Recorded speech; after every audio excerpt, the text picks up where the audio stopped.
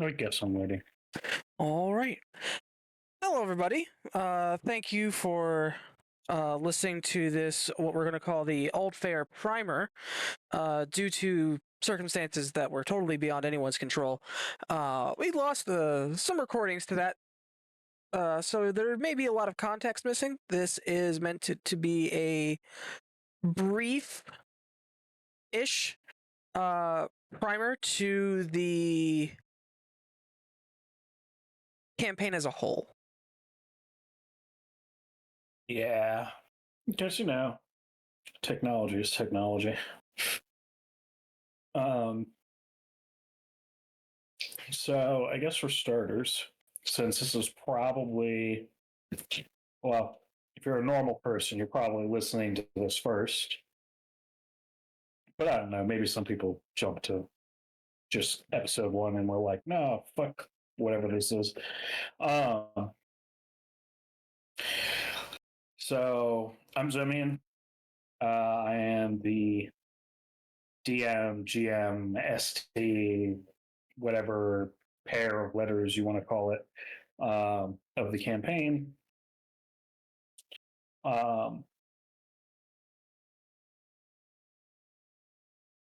And wow, thoughts just leaving the station. Just got on that train and left. So I kind of want to go a little bit into the background of the campaign, I guess, because couldn't really get into it. But this campaign is in Pathfinder First Edition. The campaign actually dates back to when I first started playing Pathfinder. Back when I was in high school. I had an ITF teacher who introduced me and some friends to tabletop role playing games. And turn around and I got the core rule book and the bestiary. And I ran it by the seat of my pants. None of us understood the rules. It was a clusterfuck. Everything was like, I had like this vague idea of stuff that would happen. And yeah, it was a cluster. The way that was does not reflect what the campaign is now, but the spirit and the essence of it is still there. And there's been a couple different attempts at running this campaign, one of which is a story probably deserving of RPG horror stories, but we're not going to get into that. Not in this description. Yeah, there's some triggering type shit in there. It's some real horror story type shit. But yeah. That said, we finally decided to sit down and do this live and see this from start to finish. And one of my, as you'll find out very quickly, the characters all have a mythic rank. If you're not familiar with the mythic rules, mythic is essentially an optional subsystem for Pathfinder that makes characters quite powerful. It's not a I win button, but there are extra things when you go up in mythic tier, which you acquire by completing mythic challenges and stuff. When you're thinking about mythic, you really want to be thinking about Disney's Hercules and other stories from mythology and stuff, where you have the hero who's going out into the world and they have to go complete these tasks. Anytime you complete a task, your mythic tier goes up. And so this game is a grand scale type game because obviously that power has to be leading up to something. So the game is kind of built around that idea. And I also didn't want the players to like start out at that grand level. So everybody made their characters under a standard point buy. So it's 15 attribute points. It's lower than what the usual is. And every so many levels, when they get an attribute increase, they'll get a couple extra points compared to what base Pathfinder is. So they're going to scale up to be better than average characters at base stats. But they're starting like bottom of the barrel. In addition to that, they also started as level 1 commoners. The commoner is in the NPC class. So +0 base attack bonus, +0 in all of their saves. They pretty much got a couple skills and a couple feats and an extra thing here or there. Like I ruled it that anybody who was planning to go into a caster class got like a free cantrip or two. And like people who were planning to go into martial classes got a combat feat. And a weapon proficiency of their choice, I think, is what I did. Yeah. There was like a weapon proficiency and a weapon focus for that weapon specifically. Because picking up a martial class will make that proficiency meaningless. And then anybody who was a hybrid got to pick between one of those two options of like, okay, do you want the magic or do you want the bonus feat? And everybody kind of has their characters' families figured out. They're all characters who are based out of this one town. This story was not you all meet in a tavern and you happen to go on a series of quests that lead into you saving the world. That's not the layout of this game. So they're all young adults, like early 20s or equivalents if they're different races. That take longer to mature. In this small town known as Violet Maple, which has always been the starting town every time I run this game. Violet Maple has been through several iterations, but it's always been the starting point, and it's this not necessarily in the middle of nowhere. It's not a city or anything, but it's got a population of a couple hundred people. There's a somewhat major trade route that passes through the town, but it's a quiet lifestyle. And all the players, despite any various backstories they have, like a certain somebody who's here in the chat with me, have been living here. You probably have the spiciest background out of everybody as to why they're living in this town. Because everybody else has pretty much just grown up here, whereas you moved here. Moved, sent. Tomato. Yeah.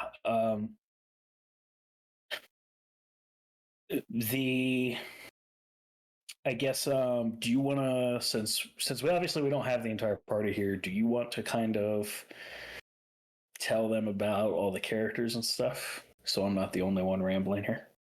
Yeah, sure. So we have Sveta. We're gonna start with Sveta, played by Damiani. A winter witch. That joke will get old. If you say winter enough times, you probably got the concept right. Yeah, that joke will get old, but it is not today. They are kind of I don't want to say shut-in, because I don't feel like that's accurate, but they keep to themselves mostly and try to stay away from other people. They have their trusty snow hare, Harrison. But overall, kind of a cautious character at times. With if I recall correctly, Sveta is an elf. I don't remember. She doesn't have family in town. No. And she's been around for years. but Toke doesn't know how she came to be. And at least I believe she's an elf. I might need to double check. Yeah.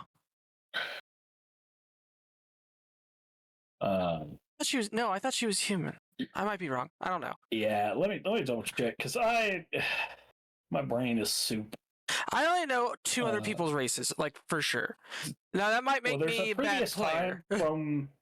What's not helping is there was a previous time where I tried to run this game as a play-by-post. Damiani was participating in it, and he had a character that he kind of hybridized two concepts, making the character he's playing now. And sometimes it is difficult for me to separate those concepts in my head. Okay, Sveta is a human, so my bad. It's no secret. Sveta doesn't have any family. At least, as far as the players know, Sveta has no family in town. Nobody really knows what the story is there. But Sveta is late teens, living on her own, doing her own thing in town, kind of being isolated from everybody else.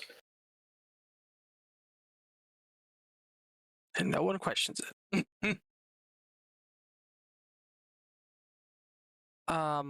Then we have Earthstyle, who's not talked much about their backstory, at least not in ways that aren't vague, but that is just kind of Earthstyle is played by Ali, and that's just kind of how Ali rolls. Is I'm gonna give you vagaries and beat around the bush. But his father was in the military, and they're also preppers, but not preppers. Is the sense I got, but as of this recording, we don't know where his family is. Well, I don't. I imagine our game master does. Maybe. Maybe if I remember to roll the dice. I did. I know where they're at. Yeah. Earthstyle is a half elf. Yes. He is playing an investigator. And in the time that we have been playing, his character has, much like him, developed an addiction to coffee. Mm-hmm. Man got to the capital city, got a taste for coffee, and was like, neat. I was going to be suffering for it now that they're in a place where they don't have it. Yep, sold. The highest bidder.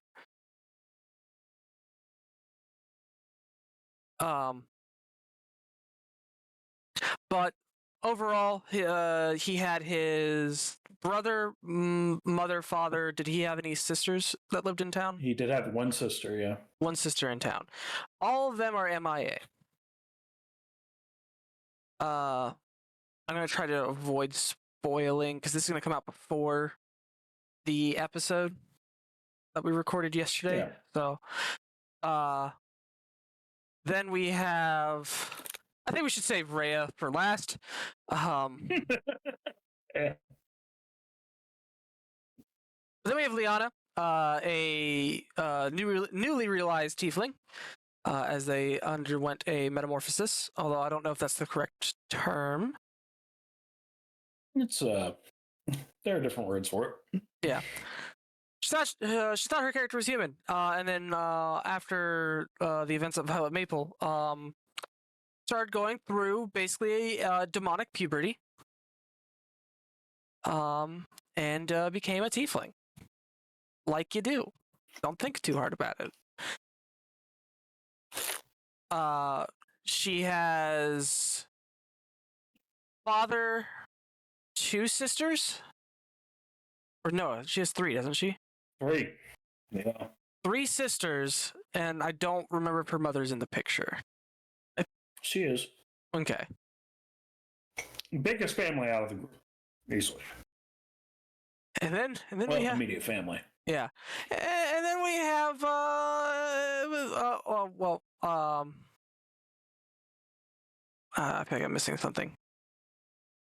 What's her class? She's playing a wizard. Oh, just a wizard, shadow wizard. Yeah. I didn't know if it was like shadow She's sorcerer playing wizard. a specific archetype. It's like Shadowcaster, or I can't remember the exact name.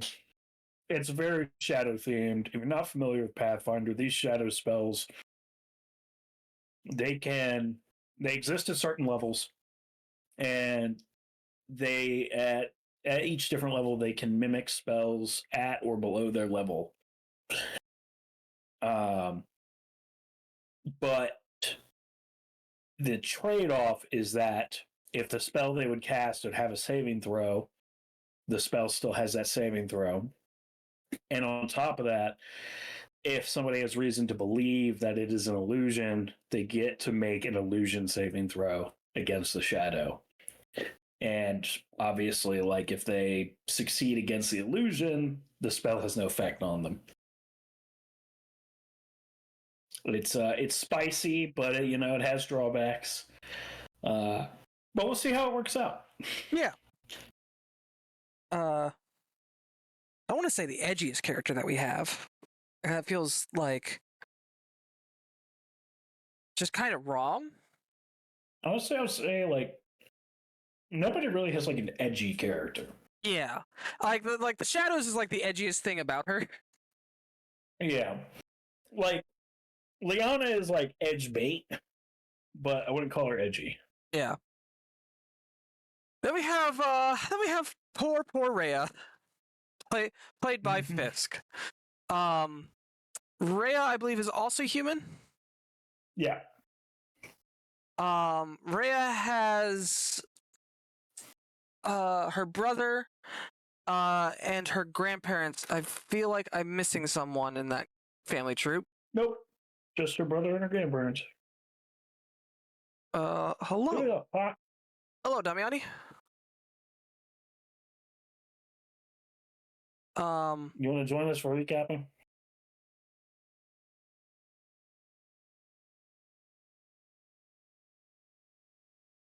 Where he's dead. He might be muted. Up. Oh. My audio was the wrong audio thing. Input. Oh, okay. There you go. Sometimes Discord forgets to switch back when I'm doing running something through voice mod, which I do for my Warhammer games. Yeah. Nerd. Yep. I'm probably gonna. I don't know if I'll participate or just sit in. I'm just kind of trying this. That's fine. Not a problem.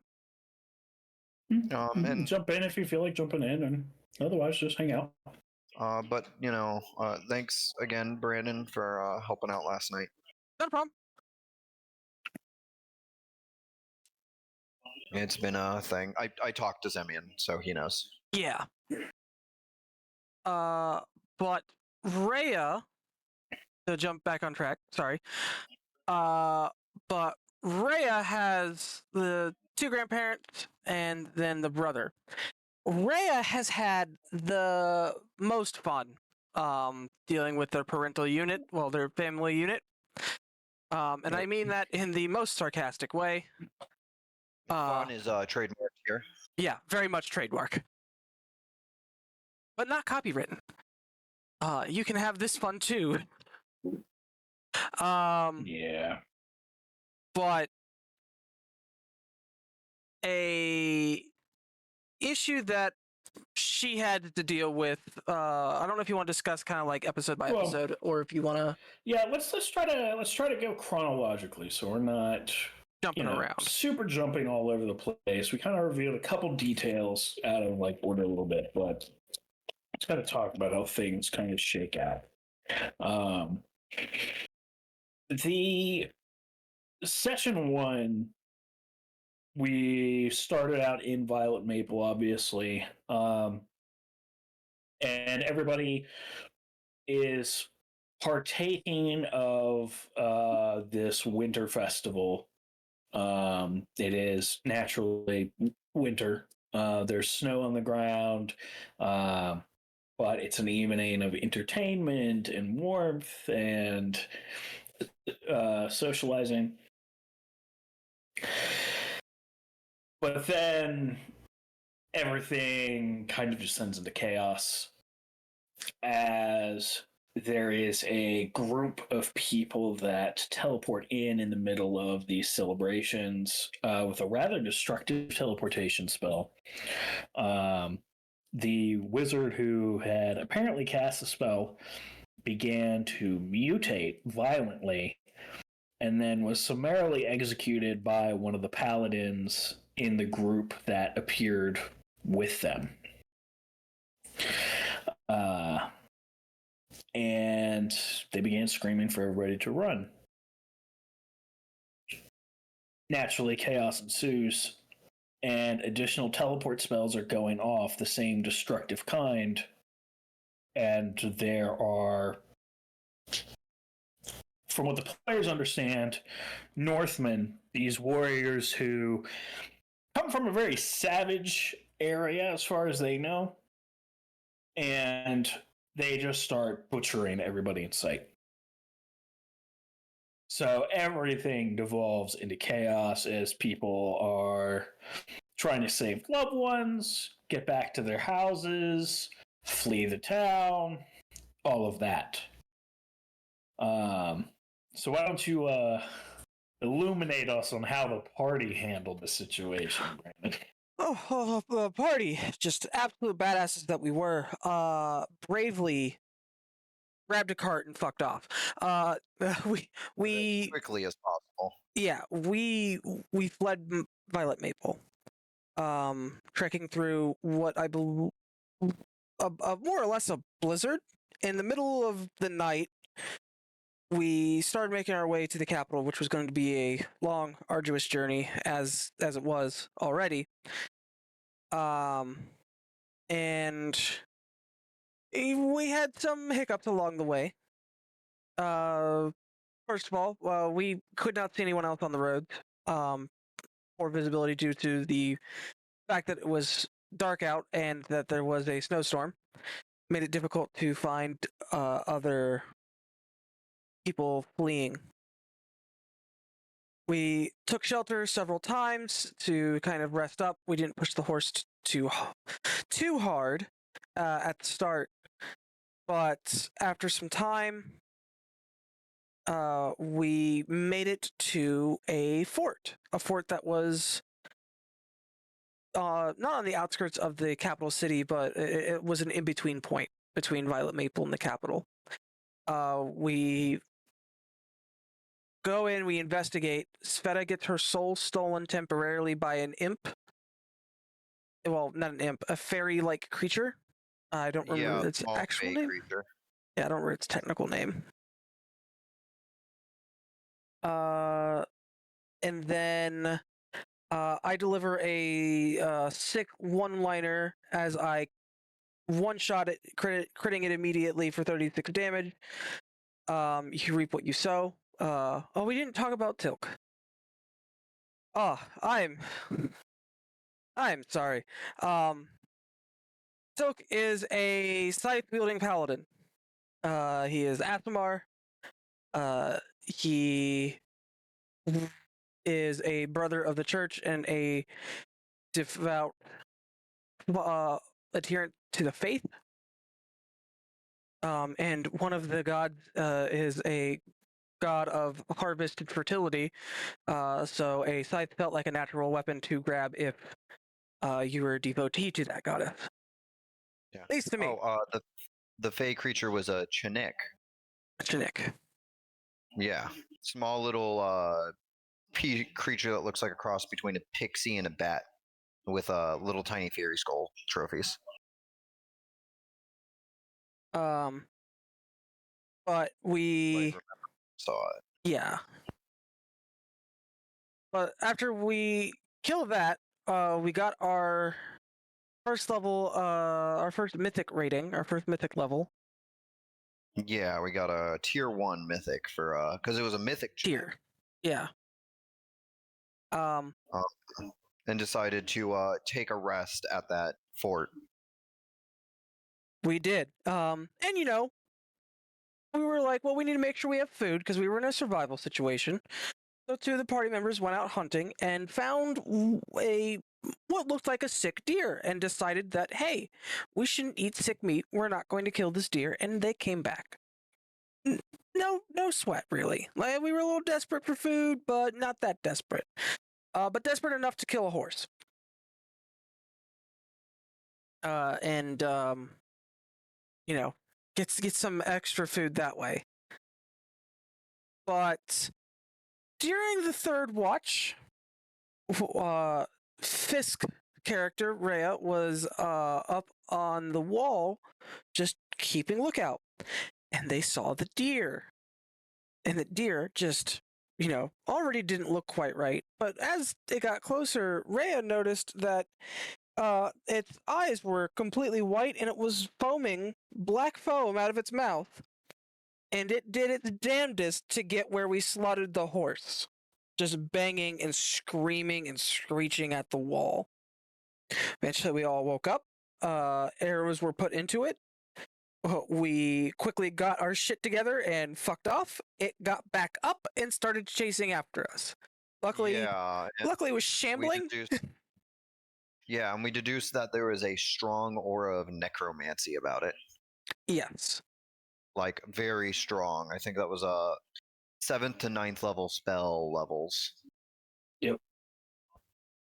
A whole lot of fuck all that kind of shit. So we move forward from there. We rest some more. We start to push the horses a little further. Until eventually we do get at a fort on the outskirts of the capital city, Adax.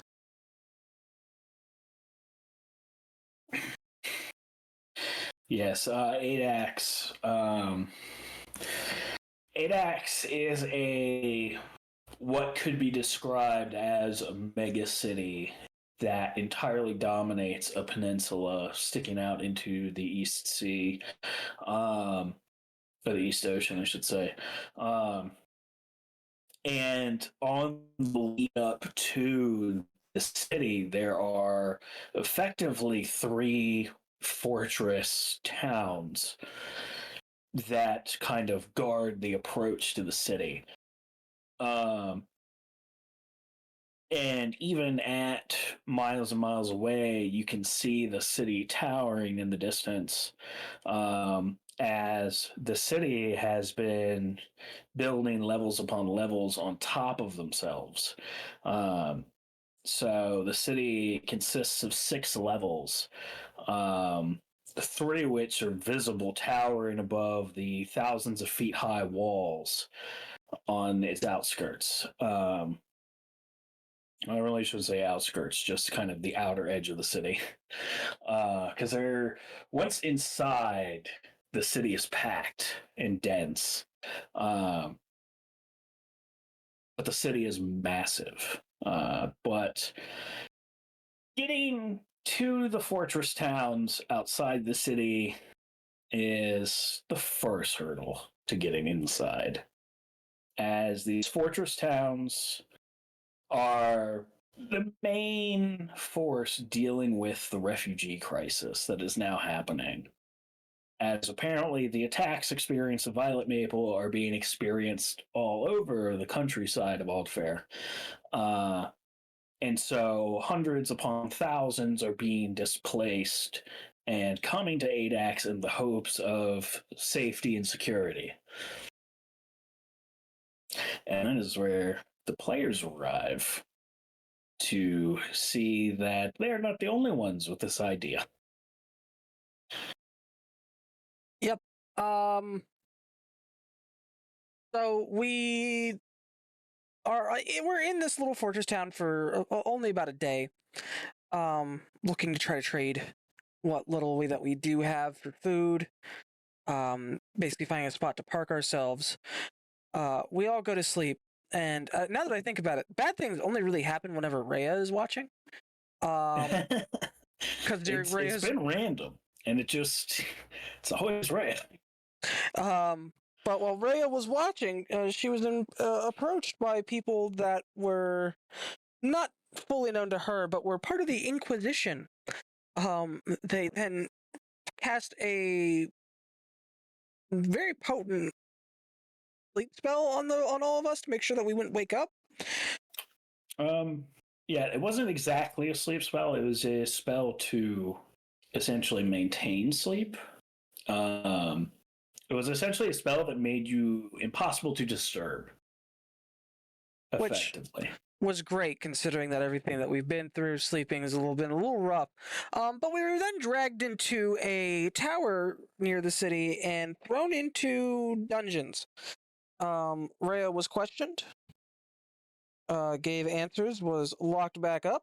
Tilk was grabbed, asked questions. He answered them honestly, and then was sent to a nice, cozy little room.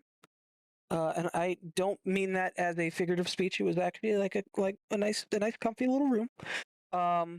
Before they got to what they actually wanted, that was to harass Liana. Yes, over the past 2 weeks of a little over 2 weeks of travel on the road, Liana had gone through some body horror levels of metamorphosis, becoming a tiefling. There was a stretch of time, she could not walk. And technically, at this point in time, she couldn't walk still. Because her feet were turning into hooves. Yeah, her feet fell off. Yeah. Well, her toes fell off. Yeah. There was some foot with that too. I mean, the toe is part of your feet. Either way, neither here nor there. But they, a very, very zealous inquisitor, proceeded to grill her over this metamorphosis, as there was a deep concern about people shifting, and also he was a bit of a racist. But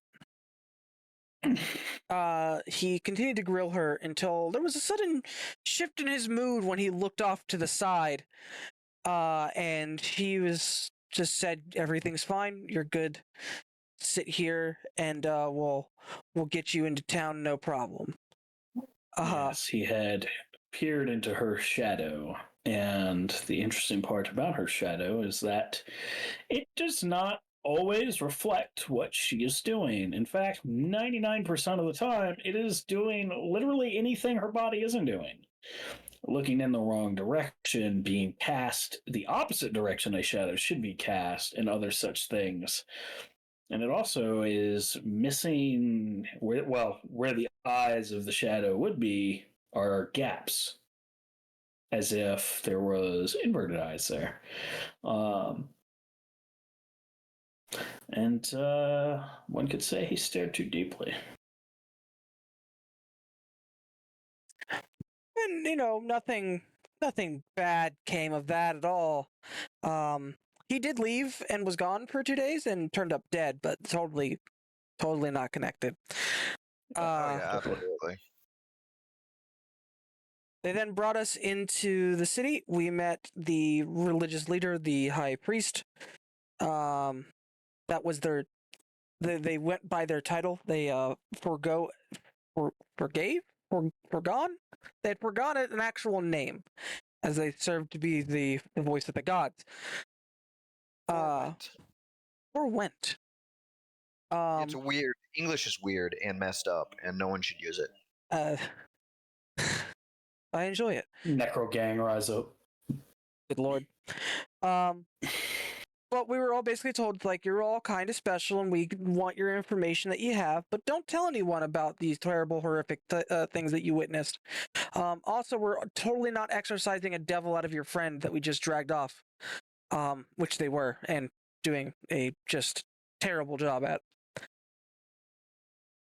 They tried real hard. For several hours. They did their best. Yeah. We were given mentors, that way we could actually get our class levels. Yay, go us. About a week goes by, and we're in the thick of our training. Everyone's mentors are a little weird. All in their own unique ways. Yeah. I was lucky enough to have 2, technically. Sure, you were, but in the most technical of terms, yes, for a brief time. He's also fuck, what was his name? Cardin. Yeah. He's fucking dead probably. I'm not gonna say he is, but he is. Mean. So, it's not looking good for him, Chief. The Leona got the most influential archmage in the city of Adex. They're a bit eccentric. The old man. Yes. Yeah. Tremock the Blue. The old man, as the priests referred to him as. Yes, the old man. The party has reason to believe he is somewhere in the range of 18 to 20 in wizard levels. Tremock is a old elven fellow who was once an adventurer. He didn't take an arrow to the knee. He just decided, I'm getting too old for this shit. And he's, I believe it was you, Brandon, at one point who referred to him as Doc Brown, but a wizard. Yes. Oh, I don't know if I'm the one that started that. I don't remember. I think it was you. I want to say it was me because that fits my narrative. Yeah. But yeah, very interesting fellow. Erstyle had Aroath, detective extraordinaire. Well, less extraordinaire and more noir-inspired detective. Very capable man. Also extremely alcoholic. And living off of, well, alternating between coffee and alcohol, sometimes at the same time.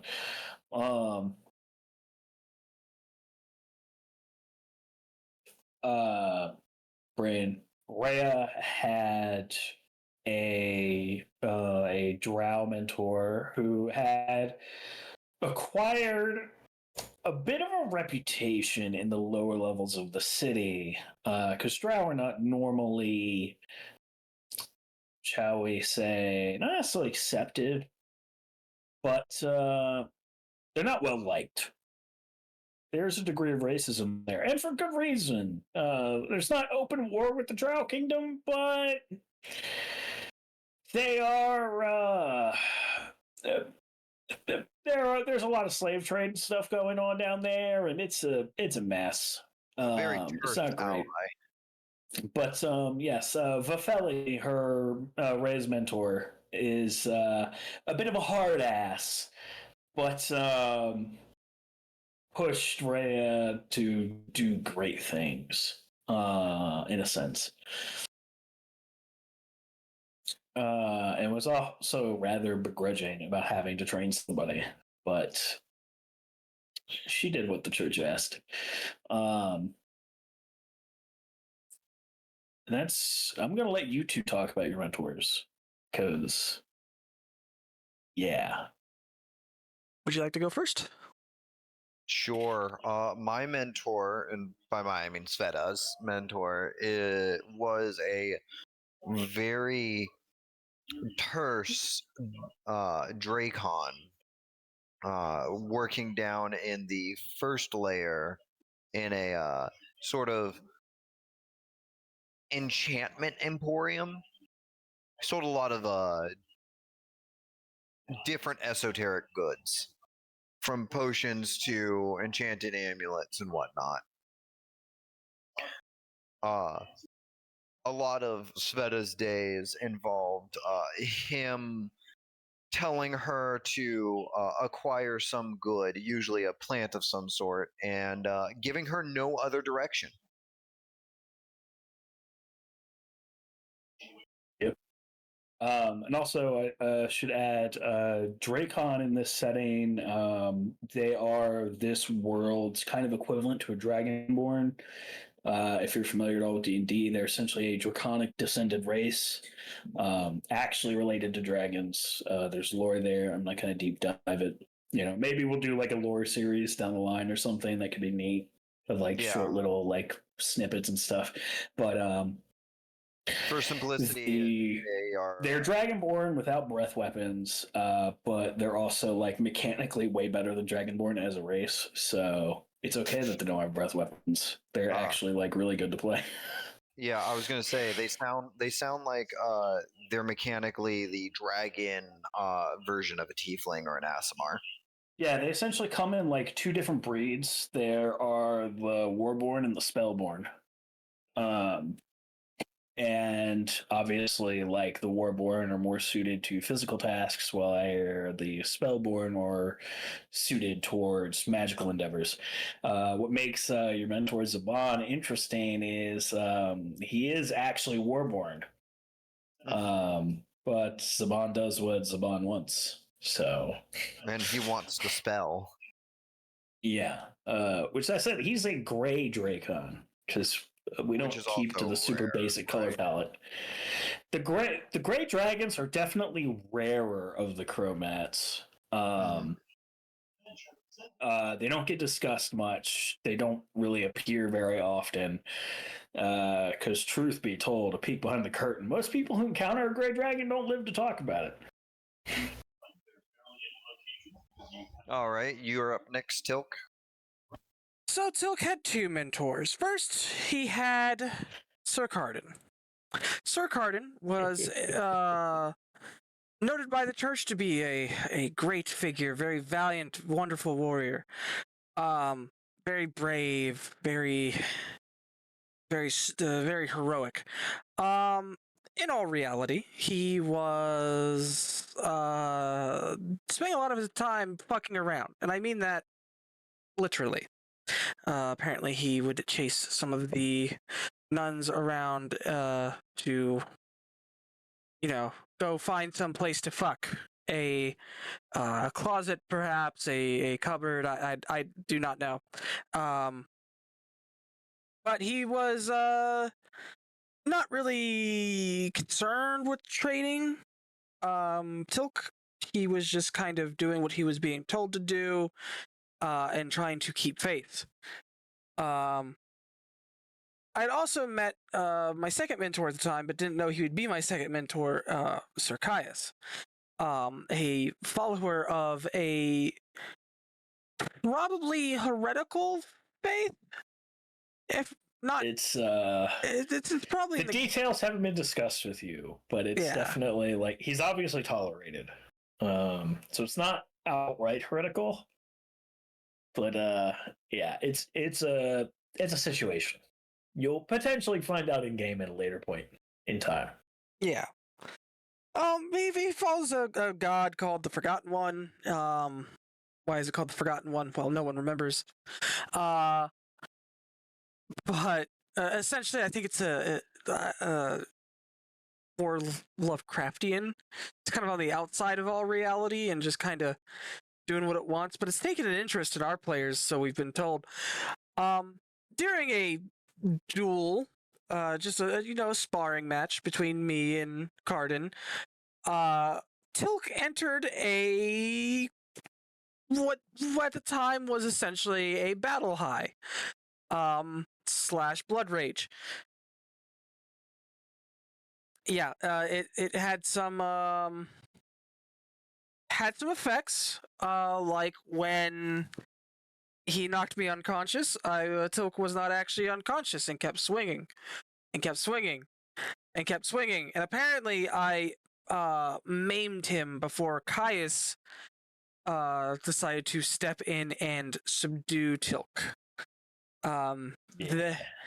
Tilk was then unconscious for 2 days. Well, it was more or less 2 days because that duel happened in the morning.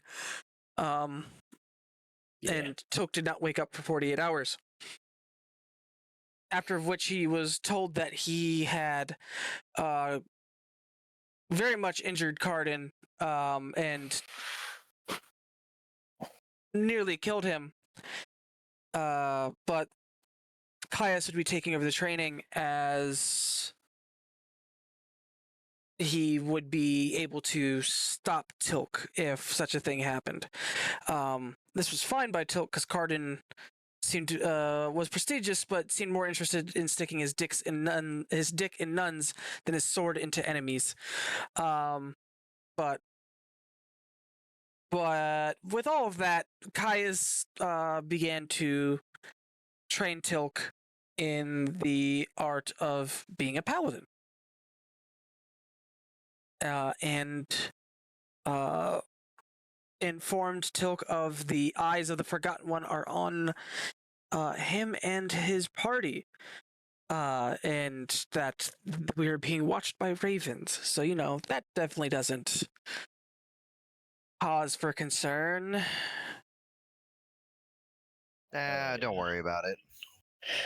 Caius also has a fuck-off big battle axe that he refers to as Mirthbringer. That doesn't like other people touching it other than him. Or so that's how he explained it. Yeah.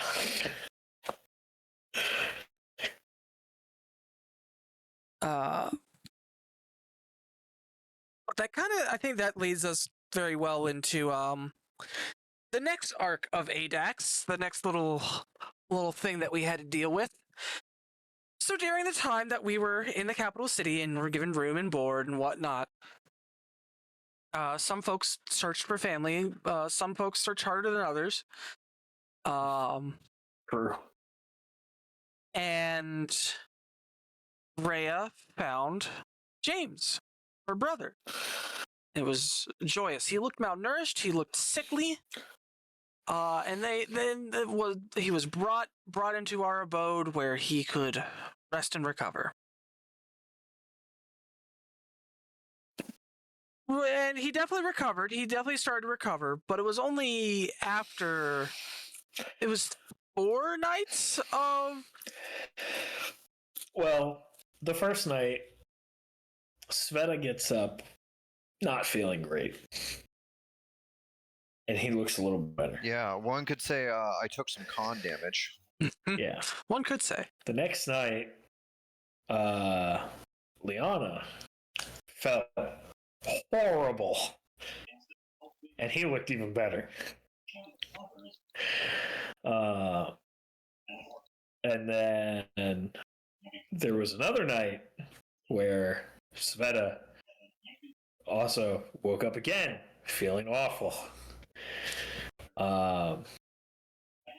So yeah, Almost like it happened over a couple nights. Yeah. And Sveta woke up after feeling awful. While Erstyle was like, "Oh, I'll tend to Liana since she's not doing very well, and we want everyone to be in tip-top shape." Proceeded to see what was going on, but was then mind controlled by a mysterious force that totally wasn't fucking James. It was fucking James. It was goddamn James is a goddamn vampire. Broaching the subject took better part of the second day, in which at one point Sveta, after the first time it happened, Sveta was given some instruction and some material to deal with a vampire. I was given the first time I was given a potion and a holy symbol. And I was instructed that it sounds like he's a vampire, and the holy symbol I should raise if I feel threatened and believe, and that the potion would make me feel better, and it did. Until the third night, where I'll before I get ahead of myself, I'll let you guys explain what happened on day 2. Well, day 2, everyone was just like, okay, this is a little odd, and Sveta came back with information. The information, however, was inside a journal of her master's, and it was a mess to read it. I think everyone tried to read it and could not decipher his writing. That was the only one who could, because Sveta's one of the only people who can read Draconic and has spent enough time with his handwriting to actually decipher what the fuck Saban had written in this journal. To kind of paraphrase the scene, to paraphrase the scene of what happened. Sveta comes in. Everyone's here at this time, including Tilk. Sveta comes in, tells James to hold a bag or a pouch of silver coins, because silver was supposed to be one of the detection methods, and like they'd be repulsed or hurt by it. So he holds on to it, doesn't do anything. Sveta then explains, like, we should read this book my master gave me. It might explain like what's going on with us. Everyone looks at it and goes, "This is all gibberish. What are you on about?" And then I believe that the subject was directly broken with James. It's like, "Are you a vampire? You gotta tell us if you're a vampire." He denies it. Well, Erstyle tried to do some cool stuff involving like subterfuge and like asking him without asking him. Sveta pulled him aside and straight up said, "Hey, are you a vampire? You gotta tell us if you're a vampire. Them's vampire rules." And then proceeded to try to cast magic on him subtly and failed to do it subtly. Oh yeah. And from that moment on, she was on his shit list. So that happens. Tilk leaves before everyone else. They wake up in the morning. Sveta is fuming. Proceeds to want to concoct a plan to. I don't think it was her intent to kill him immediately, but to just really. No, y'all were determined not to kill him. Like, yeah, we wanted to not. There was a lot of everything but that, which is fair and understandable. It took everybody we talked to about him being a vampire saying, "Oh yeah, you got to kill his ass dead," and we then reluctantly opened up about that. Well, the thing is, Tilk, since Tilk left first, Tilk has not known about these issues, so he just went about his day. Came back, everyone's just like, "Hey Tilk, we need to talk. Let's go talk downstairs," because we had a 2-floor apartment. We go downstairs. Tilk's informed of the situation. Tilk, being a paladin, is just like, "Well, you said he's evil, right? Detect evil. Hey, he's at the top of the stairs and he's been listening the entire time. Also, he's evil. Also, he's evil. Yeah. We proceed to jury rig some stakes. And go to fight the big bad vampire when we see fucking Erstyle at the top of the stairs, who is just completely mind controlled and out of it at this point, as well as being exhausted. Erstyle had not slept in 2 nights effectively. So he's just like fucking exhausted and being mind controlled. And then he spit at Tilk, which which of all the ways to flavor something, Ollie, man, I gotta know what the fuck. To be fair, that is actually a spell. Yeah, it's that is straight up an alchemist extract thing. Yeah. He has to spit it. Yes. Oh, gross. Yeah, because alchemy, dude. That's He doesn't get to just wiggle his fingers.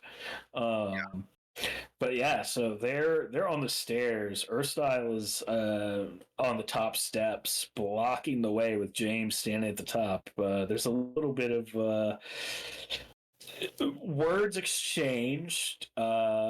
James expressing that he feels hurt by this betrayal, and us expressing that we're not fucking betraying him.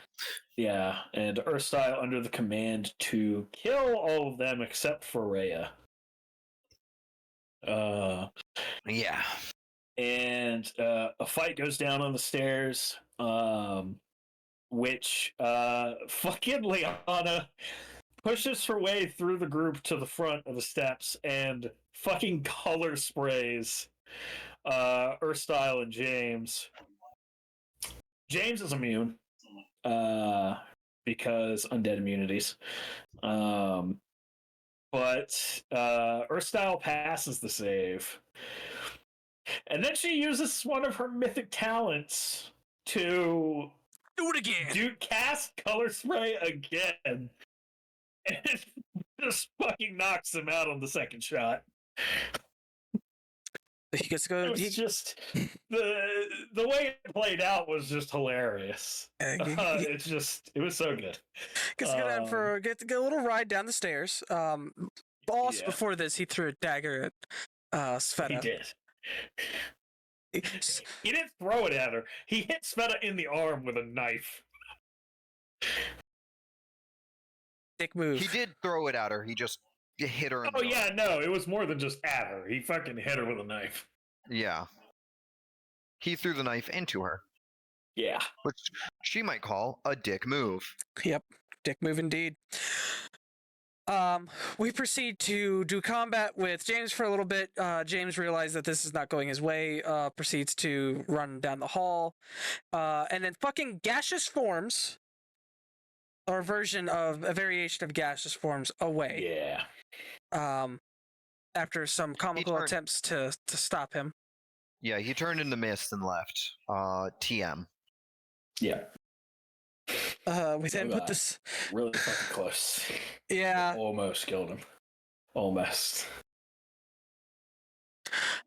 We then run to Tremok and go, hey, there's a vampire on the loose. We probably want to have someone deal with that. Yeah. He gives a message to Tilk. It's like, hey, you go deliver this to your boss in the morning. Yeah.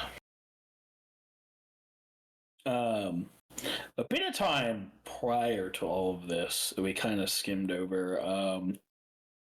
Before, like, James was fully outed as a vampire, Erstyle had previously, alongside his mentor and with the help of a local vigilante in the city known as the Shroud, hunted down some criminals responsible for a series of break-ins to discover Liana's father and her eldest sister, who apparently wound up in a inescapable debt with the local syndicate in the city, in exchange for them getting into the city. And so they were imprisoned. And things kind of progress while they're sitting in prison. And this vampire thing is going down. Yeah. After the ordeal with James, everything kind of moves a little quickly. We are in multiple ways, in multiple fashions, multiple forms, told that the end of 8 Acts is coming. You know, this giant megalithic city is going to be swarmed by the armies of the undead and just completely destroyed. And that they're preparing essentially multiple arcs to leave and just not come back. The city has been kind of written off as done for. Multiple mentors say, peace, I'm out. Tilk watches a mass religious cult like suicide. He comes out of that better than expected. As the followers of the god of time, are here to herald the end of days, also known as Terminus. So yeah, that happens. Everyone's told by their mentors, it's like, hey, you should look for an out, because I'm piecing the fuck out of here. And then we all have one more nice night in a bed.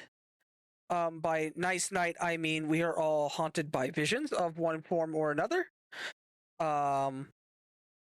Tilk is met by a large man chained up to seemingly nothing, who, upon hearing Tilk's own name, started going ballistic and threatening to kill him. Still trying to figure that out. Yeah, he would like to know why you know that name, too. Aristoc would like to know your location.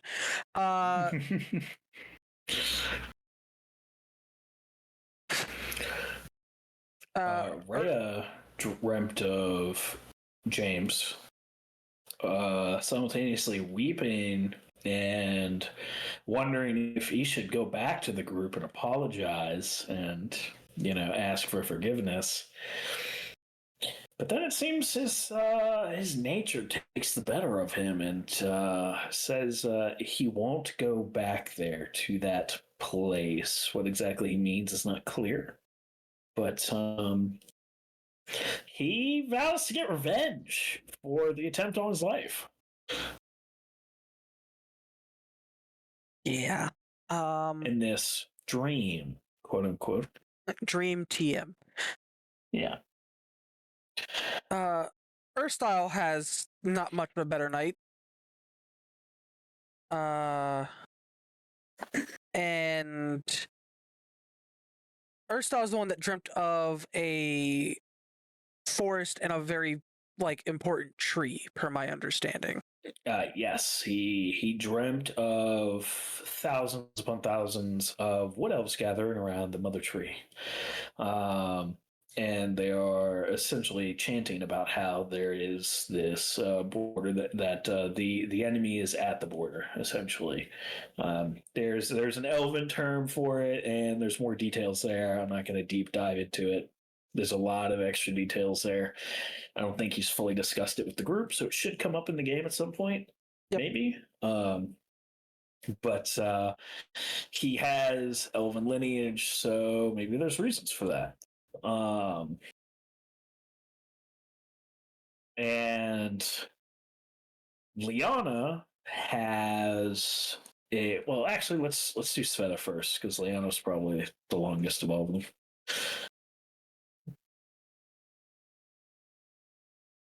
Dami. Oh, I'm sorry. Sveta had a dream that she was at this sheer cliff somewhere cold and meeting the water, and eventually she began to fly, going up along the sheer cliff to what seemed like cold, snowy plains, and in the distance was a silver city of some sort. Forgive me if I'm butchering this any. Nope, that's pretty on point.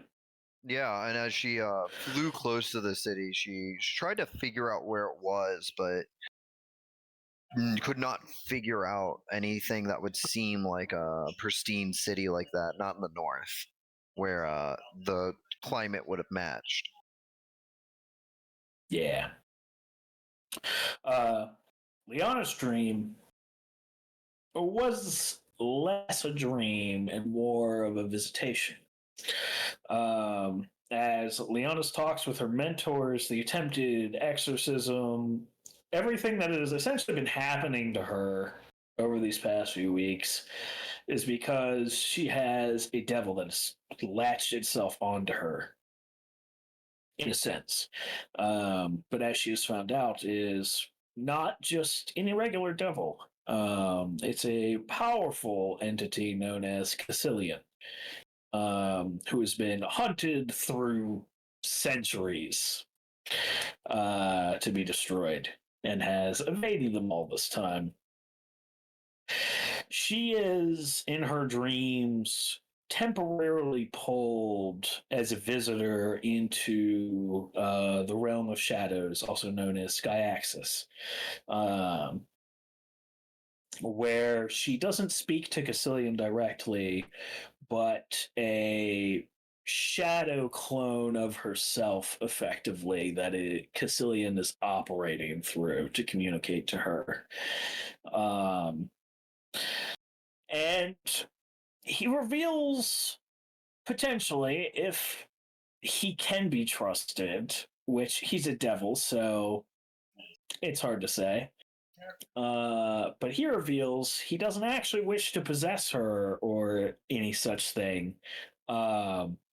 He claims that there is something he wants and something that realistically she should want, and that it is mutually beneficial.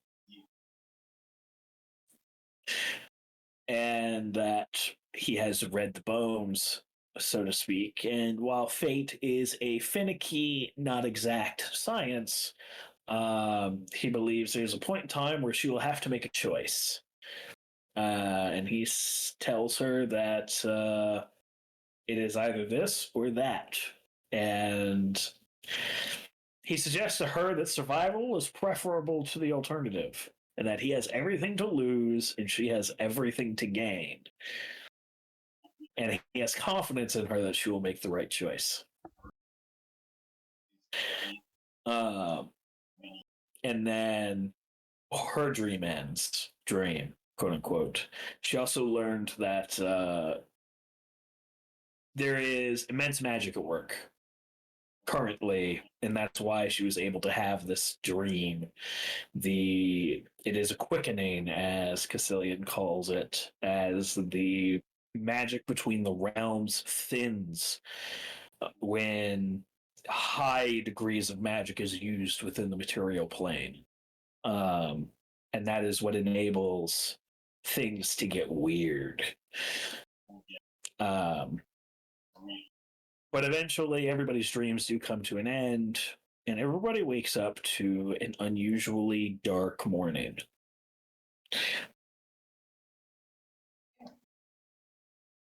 Do you want to take over? Yes. So we all make our way. We're going to go try to get some answers about certain things. We realize that it's still dark outside, despite the fact that we know that time has passed and that it should be morning. And us not fully understanding what's going on, we begin to make our way to the cathedral when we hear the screaming.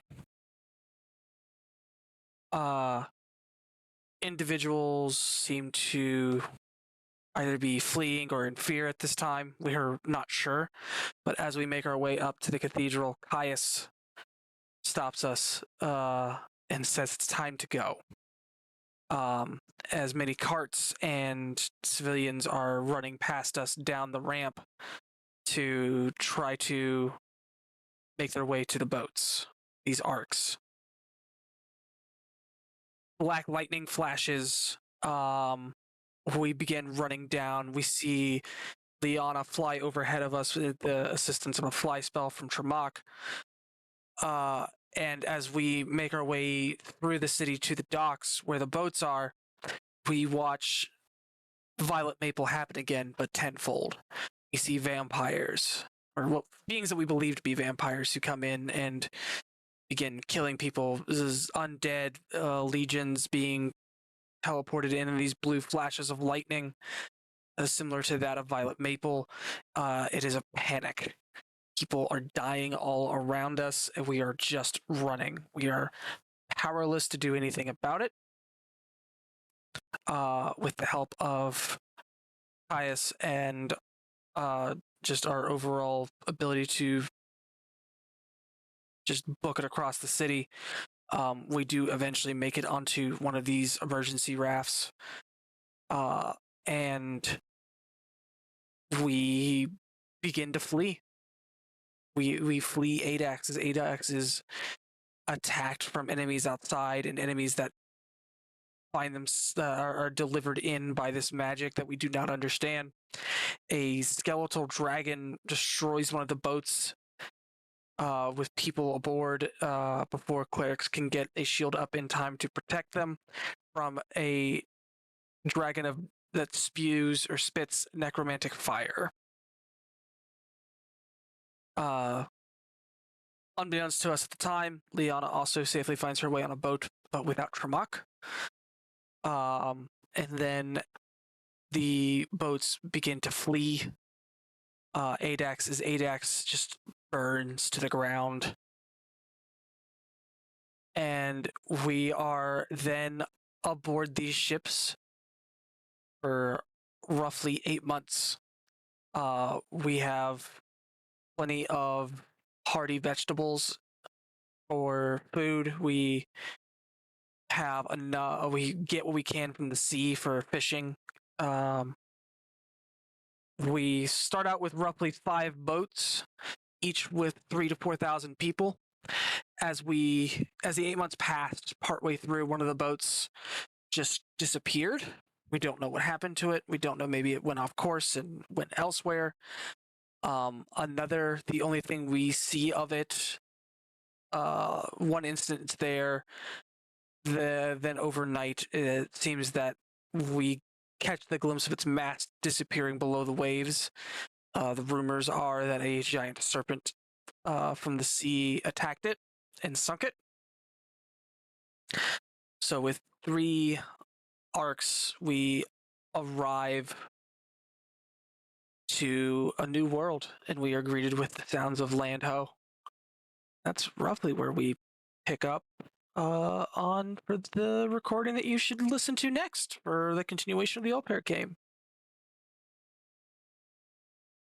Yes, it's been a long 8 sessions to get to where the party is at now, where next, the game that you can listen to after this is Session 9, A New World. Whole new world. Yes, there's details and stuff that this primer didn't cover. We kind of glossed over some things. Anything that's important will almost certainly come up in game. But yes, there is a long journey ahead of the party as they're now faced with kind of some major decisions. Are they going to stick around and try to help build a new, quite frankly, a new civilization at this point? Or are they going to go off and explore the land in the hopes of finding something better? The choices, hypothetically, are endless, but they are choiceless nonetheless.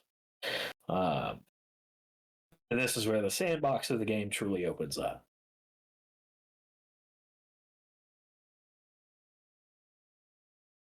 Yeah, that is what we have been through. That is the short and brief of what we have been through. Yeah. Yeah, it's been a time. I'm just eager for y'all to encounter murder birds. You want to give the listeners a quick understanding of what that is as we move forward, just in case it's not. The only hint I've given the players about the murder birds, I keep talking about the murder birds. I have no idea how soon the murder birds are going to come into play, though. But I'm super excited to use them. It could be like in a session or two, highly unlikely, but could be. Or it could be like a dozen sessions or more from now. But the murder birds, all you need to know is Pathfinder has a race builder. Standard races typically float somewhere around like 12 to 15, sometimes 20 RP. Murder birds are 60 RP. Yeah. Yeah. Birds are going to kick our ass and kill us all. They're great. Yeah. I'm excited. Like, don't get me wrong, I'm excited to use other creatures, but I'm really excited for the murder birds. Yeah. Well, with that, we will end this hour and 14-minute recap of what is essentially, I think, actually over 24 hours of playtime. Yeah, something like that. It's been a bit. Thank you all for listening, and we hope to have you on the next one. Bye. Deuces.